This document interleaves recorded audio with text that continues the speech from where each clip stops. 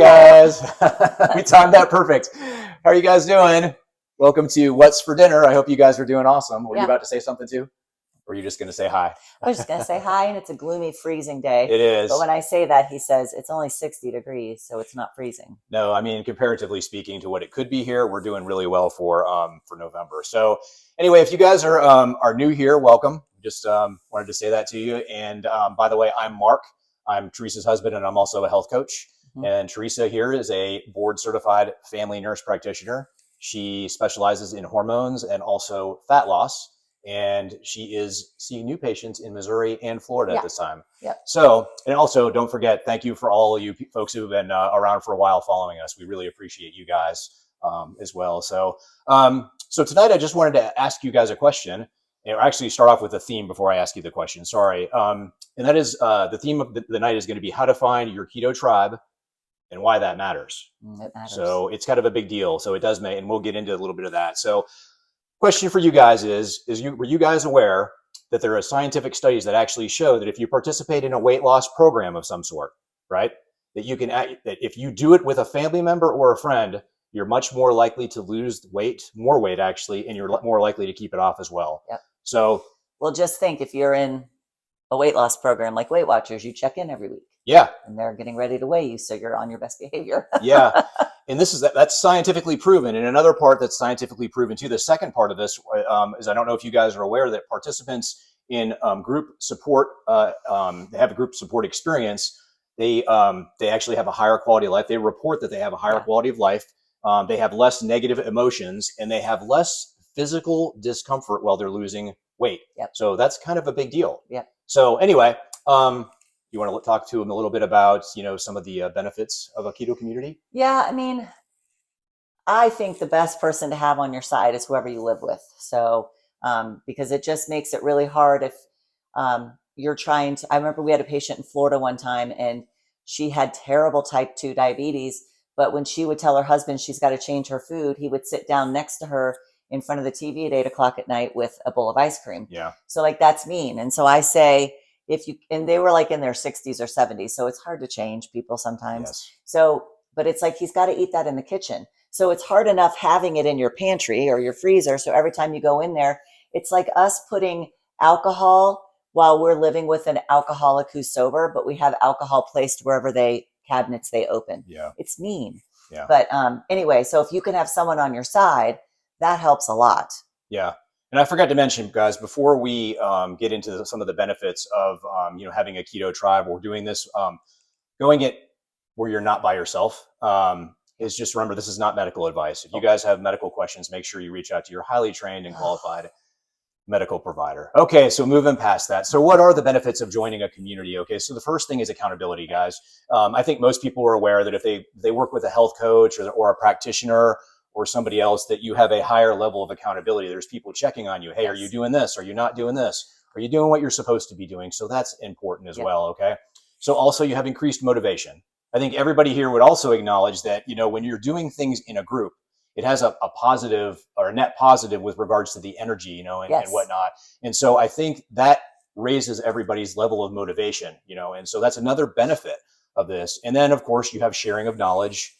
Everybody has different experiences and different knowledge, and we're at different knowledge levels as well. Right. So it's actually really good to have other people involved who are going through this with you from that standpoint also. Yep. How about, go ahead. You could text somebody. Like, I remember I was helping somebody out when we first moved to Missouri, and she texted me one night at 8, like, I am going crazy and I feel like I'm going to fall off the edge. So I was like, go brush your teeth and forget it. So, she's like, how do you know this? Because that's what I used to do. Because you know how sometimes, most of the time, you're like, I already brushed my teeth. I'm not going to have anything else. Yeah. So little things like that. But if you could reach out and tell somebody, I really want fill in the blank right now, and that person can help talk you down off the ledge, that is a benefit. Yeah. And that actually segues right into the next part I was going to mention. That's the emotional support. Listen, we're all at different places on different days, different weeks, different months, different seasons of our lives. And so our emotional, especially for women, men too, I'm not, bashing women, but the emotional roller coaster tends to be a little bit more with women, if not a lot more for some of you. Yeah. And so having somebody who's there, who can support you during the emotional ups and downs is a really big deal. Mhm. And I think it's some people benefit greatly from that. Well, I mean, just when women get their periods alone, you go off the rails with food, you get intense Yeah. cravings, you get moody, and you need emotional support. And we do emotional eating. So yeah, it's harder for women. We got a bunch more hormones that are going crazy at one time. Which is also good because Teresa can work with you on that Yes. as well. So you get both of them. How about a sense of belonging? Mm. So belonging to a group, being with other people who have like-minded, similar mind, being in your own echo chamber, so to speak. Yep. That's really important. And I think that goes a long ways as well. Do you agree? I do, because I feel like you could hear a lie long enough and it becomes the truth. So if you're in an echo chamber and you're constantly reminded why you're doing this, and you see testimonies from people like, I healed my cancer, I reversed my fatty liver, I lost 150 pounds, I got rid of my anxiety and depression medicines, it just keeps you like motivated. Yeah. And it does help. For sure. For sure. And we all know addictions, and we talk about food addiction, but any addiction is better in a community, in a group setting, and that kind of thing, because how can you do this by yourself? Yeah. Yeah. And another benefit, this next one I'm going to mention kind of piggybacks off the sharing of knowledge, but it's basically learning from one another. Mm. So again, we're all at different levels of knowledge and education and whatnot. So I know from my personal experience in the investing world, so I like investing in certain things on the side. I like learning about investing in different ways. And so I like to, it's important that you approach somebody who you're comfortable with and asking them questions about what you want to learn more about. Don't minimize the importance of recognizing what other people have done mistake-wise. Yes. So we want to learn from others' mistakes, because then we don't have to reinvent the wheel. Yep. And I know for a lot of us parents, that, especially if you have teenage kids, is you want to share and impart all of this wisdom that you have and all the dumb things you did growing up and the things you would never do again. Maybe not all the dumb things. Well, you might not want to tell them all the dumb things, but in any case, you might hold a few back. So use discretion with what you're telling your kids, but you get that pushback right away from a lot of them. But in any case, sharing of knowledge is important and stuff, and those mistakes are as well. Well, it's true. Like you have always said for 20 years, when you go to the gym, work out with people that are ahead of you and below you. Fantastic. So you can help these ones coming up, but you can lean on these ones above you to push you to say, no, you can do heavier weight, you can do longer or whatever. And I guess that's true in any aspect of your life. You want people below you, knowledge-wise, and ahead of you, so you all could grow and learn together. Yeah, and I'll use this as again, coming from my own experience, literally pushing each other. When I was in the Army and I was when I was a Ranger, and I used to go run all the time, and I would run really fast. At least I thought I did, but I always wanted to get better at running. Yeah. So I trained with a guy, or I asked a guy who, this was probably one of the worst mistakes I made in my life. Who was a guy who was just orders of magnitude better runner than I was. And he literally, when we would go out running, he would set the pace and he would run so fast, and I was just doing nothing but sucking wind trying to keep up with this guy. And I was in really good shape and I was a good runner. He literally would come back, put his hand behind me, and he would actually push me. No kidding. And he would do that for like a mile. Not only was he running fast and smoking me, but he was actually pushing me, and how much physical strength it took for him to push another person while he was running himself. Right. Anyway, I just wanted to kind of make that, use that as an example. So, next, I wanted to talk a little bit about common struggles we all have with regards to going it alone. One is coming up. So the holidays coming up. Yeah. You guys are going to be places where your granny made you your pie that you have had since you were 3 years old, and she's going to be chasing you with that pie. Like, what do you mean you don't want this pie? I made this pie for you.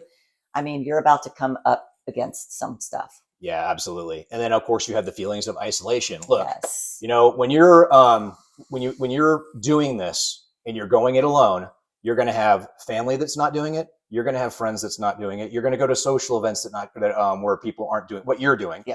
And you're going to go to work especially if you're in a 9 to 5 and you've got the cubicle situation, there's people all around you, whatever it may be. There's always donuts and bagels and pastries. Yes. Yeah. So it's very difficult when you're exposed to all that when you're going it alone. If you've got somebody going along with you, you can be like, yo, so-and-so has brought in this homemade apple pie, and I literally am eating it in my mind right now. And that's when that person can talk you off that ledge. And that's really important.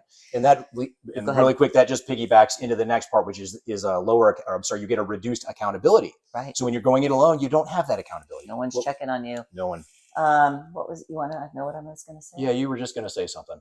And if you don't want, I can So Teresa already hit on this point, but talking about the susceptibility that we have to sabotagers. Yep. Okay. So I was going to say it's like Fight Club. So you don't need to walk around and tell people, I'm doing carnivore, I'm doing meat only, I'm doing meat, eggs, bacon, and salt. Like, don't need to draw attention to yourself, but eventually they'll notice something and they'll come and ask. But I wouldn't recommend just going out and spouting it to people, because then they get subconsciously fearful that someone's going to make them do it. Yeah. So. Yeah. And listen, this is a sad truth, but is our society here in the United States, and I can't speak for everywhere else in the world, but here in the United States is full of people who are trying to break you down. Yes. They're trying to bring you down to their level all the time. I don't know what happened. Right. There's probably not one single event that happened that got us to where we are today. Right. But what we should all be doing is trying to lift each other up. We should try and motivate. If you have somebody come to you, if somebody came to you and said, hey, if let's say you had a group of 5 girls that you worked with, okay, and 5 of you girls were all heavy, you were on the heavy side, and you wanted to, all you knew you had to lose some fat, but you're the only one out of the group of 5 girls who decided you were going to lose that fat. And then all of a sudden you start going on, you change your lifestyle, and you start doing some of the things that we recommend you do, and you start getting results from that. How does it make you feel when those other girls, or even one of those other girls that you're with, starts bringing you down, being like, well, why are you doing that? You look too skinny. Yep. You look like you can't be healthy doing that. That way of eating is going to kill you. Yep.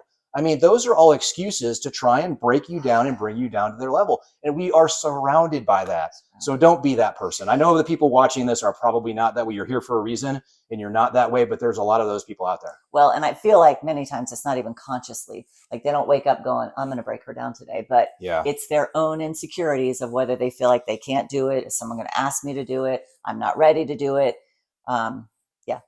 So that's huge. Yeah, 100%. So the big question here is, how do we find somebody? Where do we get a group? How do we do this? Like moving forward, you're telling us all about all these benefits and all these things that go on. So anyway, so start with a great place to start. I mean, obviously, if you have a family member or a friend who's willing to do it with you, that's 100% probably the best way to do it. But you can start with online communities if you don't have that. There's just a ton of online communities out there. You can literally go in right now and Google keto fat loss or keto weight loss groups, and you'll get all kinds of them that'll come up there. And then you can get to a web page where there'll be a blog or there'll be a thread where people can talk to each other and they can share their experiences and whatnot. So that's a big deal. On Facebook, anyway, there's always in there, the carnivore and keto groups, always like, hey, is anyone in Texas? I want to have a meetup. Yeah. And they'll do meetups. And so that's something else. Yeah, 100%. Well, we're talking about social media. You know, you've got plenty of social media groups on Facebook and whatnot where you can go one-on-one and you can just chat with people all the time on that. So those are fantastic, a fantastic option you have, a resource to have at your fingertips. And kind of piggybacking off of that is, for instance, with our practice, Teresa has a secret group that belongs to our medical practice, and we call it the Total Health and Wellness Connect group. And so she makes it available. So if you're on Facebook and you're a patient of Teresa's, she'll put you in that group, and then you guys can sling back ideas off of each other, share recipes. We originally started it just for hormones, but it's grown into more than that. And it's another available resource that you guys could potentially have. Local meetups, like in-person, face-to-face local meetups. Don't discount those, especially if you guys are watching from some of the bigger cities. They've got them. I know, like, I always get surprised when I look at like an investment group to see if there's like a local meetup. We live in, Podunk, Springfield, Missouri, and there's actually quite a few groups within the different types of investing I look at that you can meet up with. So so those are available to you as well. And then keto-friendly events. So big events. We're talking about Low Carb USA. Yes. So we love them. Twice a year, they have their big conferences. One of them is around August. They'll have Low Carb San Diego. And then the other one will be around January timeframe, and that's Low Carb Boca, so Boca Raton, Florida. And those are, I cannot say enough great things about how good those conferences are. You get some pioneers in their field, speakers who are up there talking about the latest, greatest science on keto, low carb, carnivore, and even overall wellness. They'll talk to me. We get naturopaths who talk about, probiotics and all that kind of stuff. So if you're into that kind of stuff, it's available as well. And well, I was going to say they have a virtual option, but if you could get in person, it's amazing because you meet so many people and the speakers hang out with you. Like they're just around and you can talk to them and take pictures with them. And so and they're very accessible, and listen, if you go there, they even have an app. So when you sign up to go to a Low Carb USA conference, they're going to let you download an app, and then you're going to have your own username and password, and then you're going to have a QR code. And you can go around and make friends with people, and you can scan each other's QR codes, and you let them basically into your app. And then you guys have a group right there, and you can start sharing. Plus, they've got the schedules, they've got the access to the videos and stuff for the speakers that are going up. They have food. Yep, they have.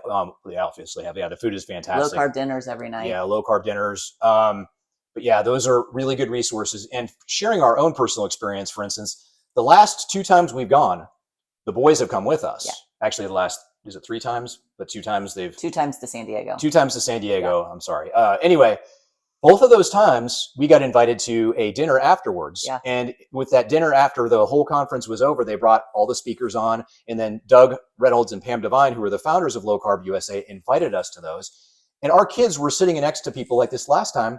They sat next to Dr. Eric Berg, which if you guys follow YouTube at all, like he's huge, millions of followers. And he was just sitting next to us, just chatting it up with the kids. They were talking about cars. Oh, we were talking about guy stuff. Yeah. And it was not a whole lot of this, but it was a lot of cool stuff. And he's so nice. So nice. And there was a bunch of other people. And then the year before that, it was Matt Phillips. Yeah. That dude is super smart. He's a neurologist from New Zealand. And every year now he comes to find the kids. The kids have been 3 times. Yeah, they have. But the first time, I don't think well, when I say we didn't meet anybody, we did. Like we sat with Dr. Brian Lenskis the first time, ate with him. And it was also Joe Niflin at the time, who's the big food addiction lady. Yeah, the kids, we left the table and the kids, after we talked to Joe Niflin, she was like, they said, that lady's really smart. Yeah. But anyway, yeah, Matt Phillips checks on them every year. Like it's really just neat. All that to say is you can be a layperson. 100%. Yeah. That's how, and there's as many lay people there as there are providers and practitioners. So all this is to say is that we've developed fantastic contacts there, fantastic friendships. I mean, we've become very close friends with the founders, Doug and Pam. In fact, they just came back from about a month ago. They were coming back from a conference up in Minnesota, and they stopped and stayed at our house. Yeah. And we've only, we've been visiting with them for about 3 or 4 years now at the low carb conferences. Yeah. We love them. They're great people. Yep. And that's the kind of stuff that we're trying to preach to you, that we need to do. Those are the communities. Those are the groups you want to belong to. Yeah. So anyway, did you have anything else you wanted to say? No, we love you, and we are truly rooting for you.